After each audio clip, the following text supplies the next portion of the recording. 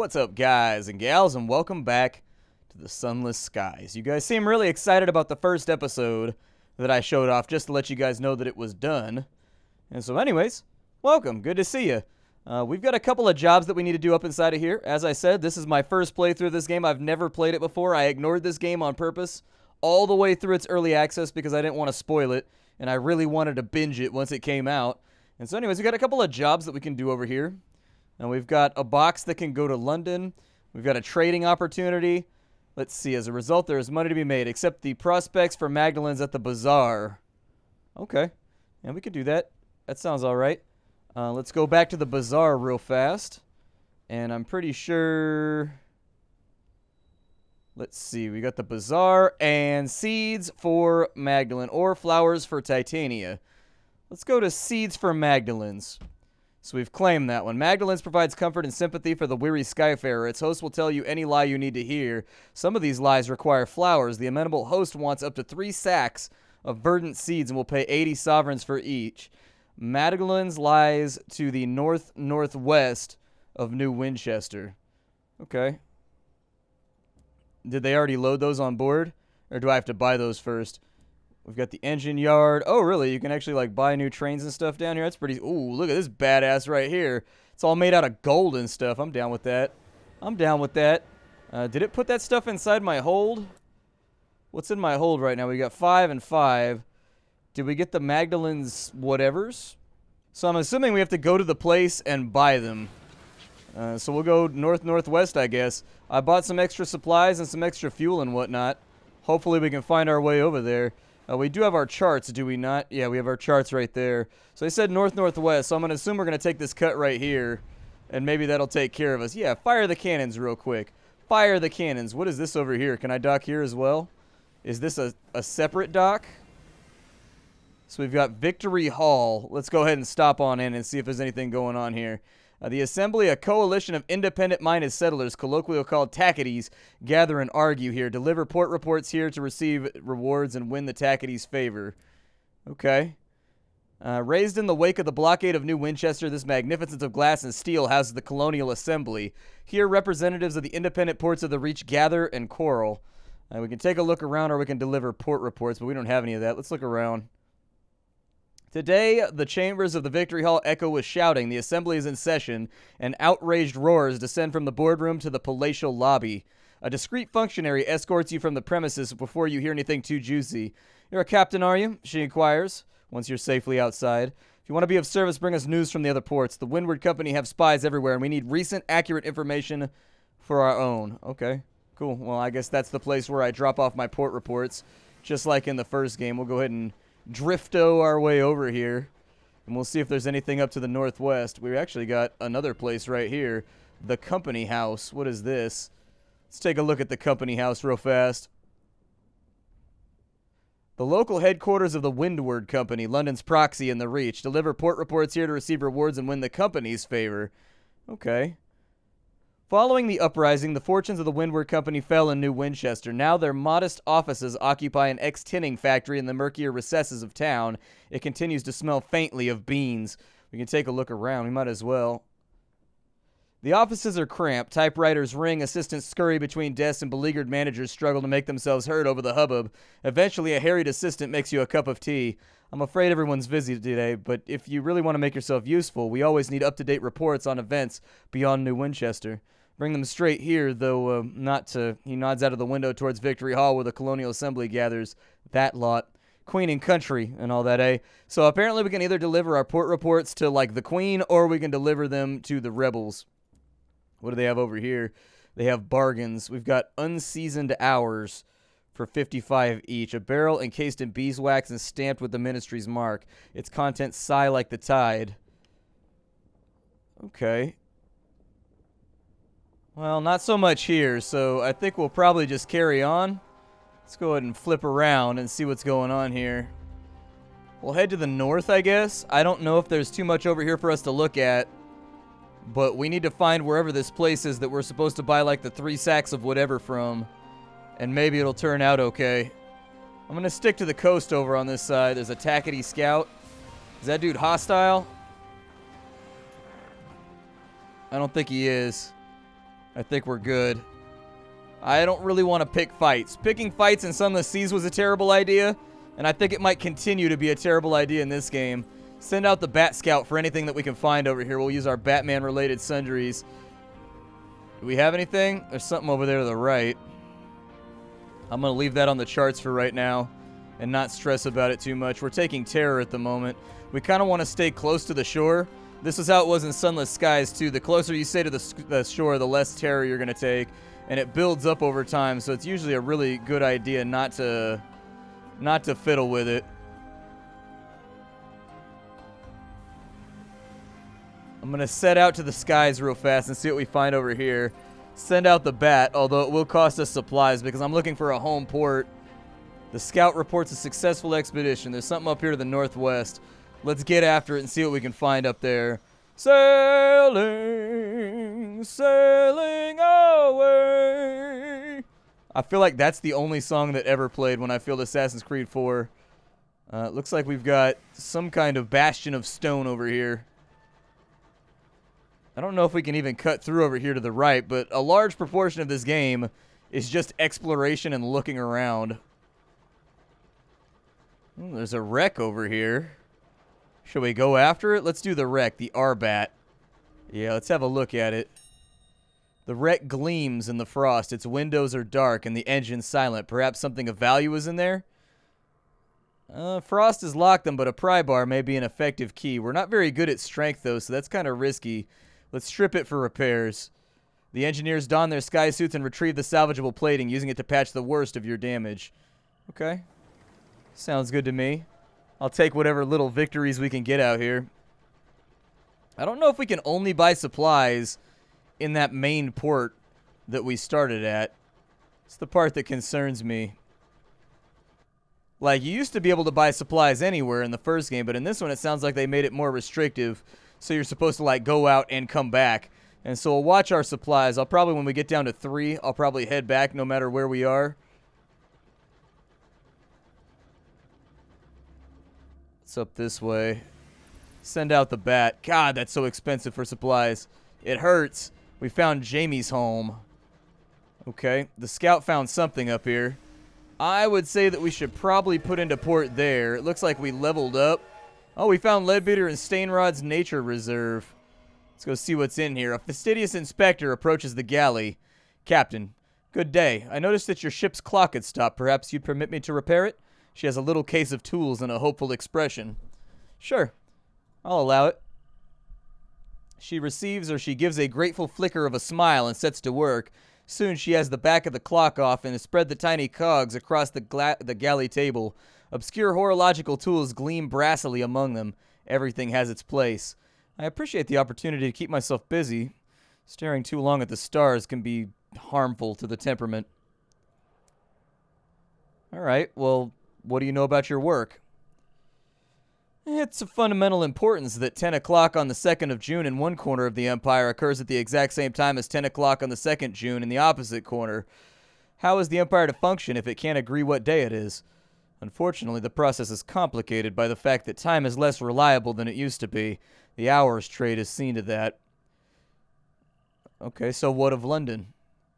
London sits in her coat of smog. The courtiers will squabble at the foot of the throne of hours, hoping to receive endowments of the years. Meanwhile, hard-working civil servants labor to ensure everything runs as it should. Was there a touch of archness there? All is normal. I miss her, though. There's no city quite like London in all the skies. Albion's different from the Reach. It's more civilized. What about the Reach? It's uncouth in its splendor, but I miss Albion, the steady light of the clockwork sun. The sunless reaches are so misty and quiet. She pauses, but critical. The territories here are rich with raw hours, and enough vegetation grows on them to feed the whole of London, even if some of it is in dubious shape. What about the hours trade? Well, hours have more uses than that. We use them to increase the efficiency of work worlds, to speed journeys to distant regions, and to resolve overcrowding in our prisons.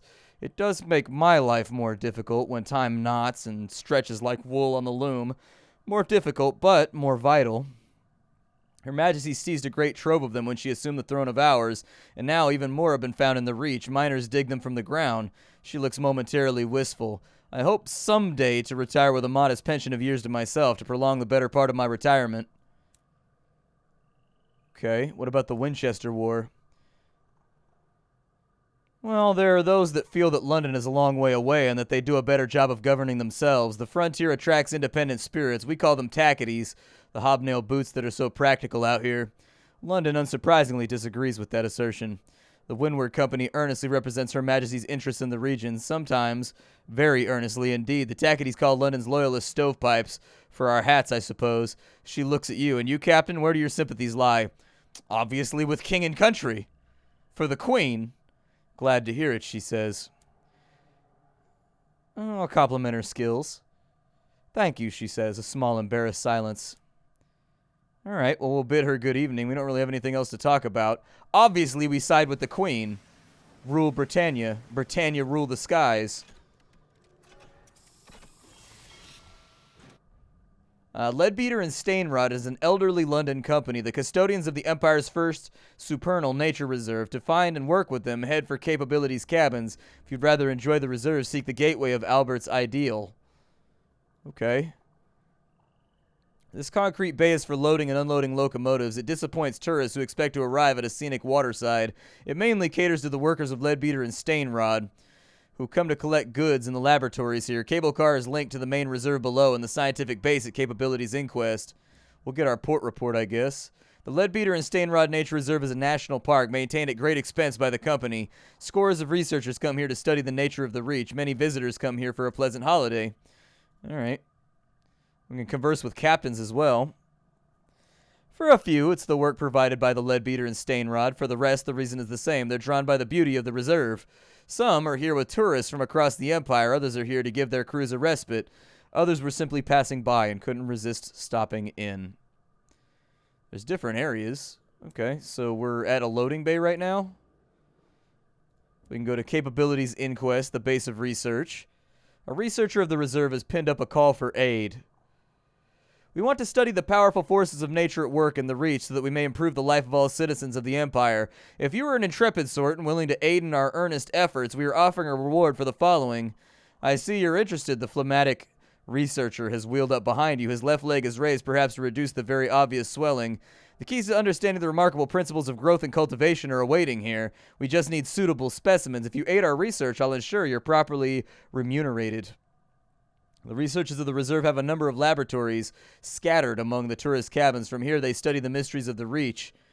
Let's see, what's on the list? He needs the following requests. Of course, he's happy to reward you if you bring back more. Experiments sanctioned by the companies. So we need the wings of a chorister bee. We need ants, and we need hybris pus. Okay. Maybe the chorister bee? We seek the wings of a chorister bee. What is it that makes them sing, and when their smaller sisters only buzz? Okay. We've also got ants over here. Given the reports of ants circling the soon-to-die, we consider the creatures apt for study. Alright, and the hybris pus. It may hold properties beneficial or detrimental to the human frame. We intend to find out. Alright.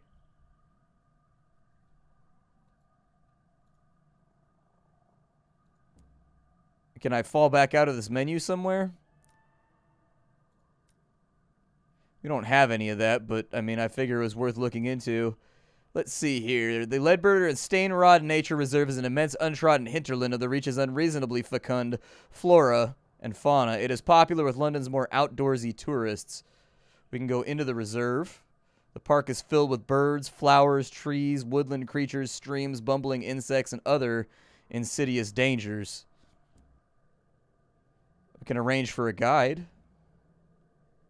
The only person available is a romantic ornithologist. He is lean and plainly dressed with long, wiry beard. The other researchers introduce you. Did you know our colleague here, one indicates the ornithologist, is looking for a mythical bird whose beak pecks away at the mountain of eternity? They stifle giggles. The ornithologist maintains a smile and gestures towards the forest path. I'd be glad to show you the reserve. I hope you'll join me later. You can often find me at the watchtower. The park is filled with birds and flowers and trees and woodland creatures, streams and bubbling insects, and other insidious dangers. Visitors are not allowed to venture too deeply into the reserve without an escort. We can take a trip into the reserve. Sure. The romantic ornithologist clasps his hands with quiet delight when he sees you. I found a wonderful place. Shall we? You delve into the reserve together. The birds sing around you, the flowers offer sweet perfumes, and a pleasing breeze tumbles through the glade and whistles around a mountain bend. You now have 2 sky stories. Okay. Can we do it again? There are reasons why tour guides are considered normal here and essential. The reserve is not for the faint-hearted. The visitors will soon find themselves desperately lost. You are fortunate in that, while you spend a while exploring, finding only nothing, you find your way back safely. Okay. We can go to shops. What's over here? We've got the supplies. Okay. We've got a few things laying around. Oh, we've got a sack of verdant seeds. Aren't those what we need? Let's see here. We have the Orphean.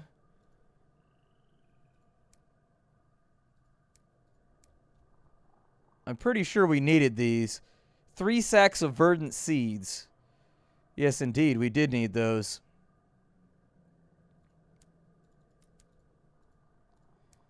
It looks like we can sell things here, which we'll actually have to do if we wanted to conclude our adventure satisfying. It's possible that I overbought. We have 77 right now.